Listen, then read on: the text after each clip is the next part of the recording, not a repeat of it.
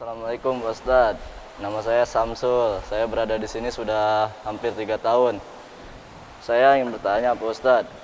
Saya kan merasa jadi anak durhaka. Tapi saya selalu memohon doa pada Allah.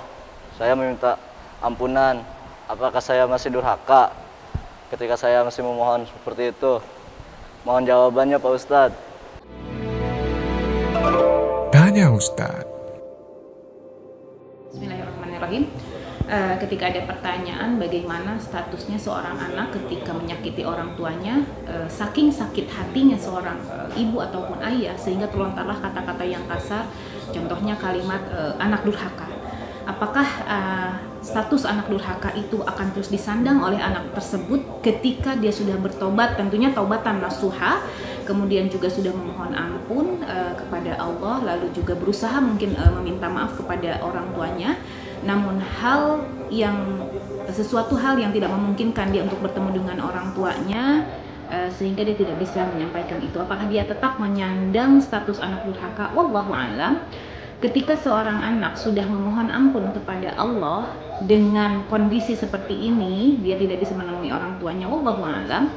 Kita lihat di dalam sejarah, dalam kisah di zaman Rasulullah SAW, ada seorang anak yang punten-punten mungkin menyakiti orang tuanya, sampai orang tuanya belum bisa memaafkan anak tersebut. Ternyata anak tersebut tidak bisa wafat dengan menghembuskan nafas dengan baik.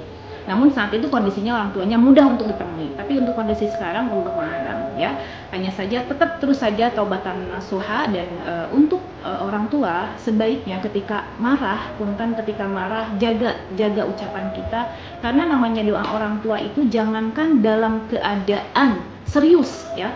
Dalam keadaan serius mengangkat tangan untuk berdoa, dalam keadaan marah, dalam keadaan bercanda pun itu akan menjadi doa. Ya, subhanallah.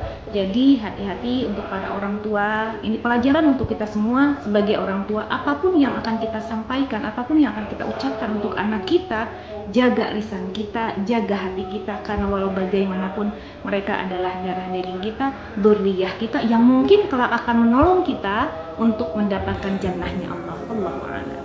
Memang kadang-kadang ya orang tua itu emosi sesaat, tapi tidak menutup kemungkinan kalau anak terus-menerus menyakiti ibu tersebut bisa jadi itu masuk hati. Ya seperti halnya, ya maaf saya sudah sampaikan di beberapa majelis taklim bahwa saya sendiri orang tua saya tuh kalau udah, ya kebetulan saya dulu tuh banget susah diatur sama orang tua saya.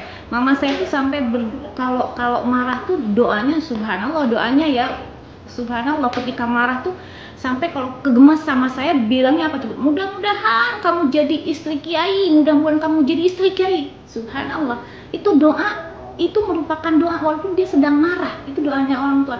Kalaupun seperti itu, wallahu a'lam, apakah tetap atau enggak, saya belum bisa memastikan, karena saya teringat dengan sejarah dari Rasulullah SAW ketika ada seorang anak yang sulit untuk menghembuskan nafas karena belum mendapatkan ridho dari orang tua. Kalau sejauh ini walaupun anak tetap melakukan sholat taubat, tapi belum ketemu orang tua, tapi itu masih di dalam kategori penyandang adalah anak durhaka. Ya karena belum ketemunya itu, ya karena kondisi sulit, minta saja sama Allah, karena Allah Maha Tahu. Seperti halnya Allah akan lihat apa yang kita ikhtiarkan. Jadi Allah tidak melihat bisa atau tidaknya seseorang melakukan sesuatu. Wallahu a'lam. Allah tidak melihat bisa atau tidaknya seseorang melakukan sesuatu, tapi apa yang Allah lihat itu adalah ikhtiarnya. Mudah-mudahan dengan ikhtiar dia bertobat kepada Allah, karena kondisinya kalau nggak salah anak itu memang berjauhan di satu tempat yang memang tidak memungkinkan untuk bertemu dengan orang tuanya. Kalau kondisi seperti itu, terus jangan bosan untuk meminta, mudah-mudahan gelar tersebut hilang. Seperti itu, Allah a'lam.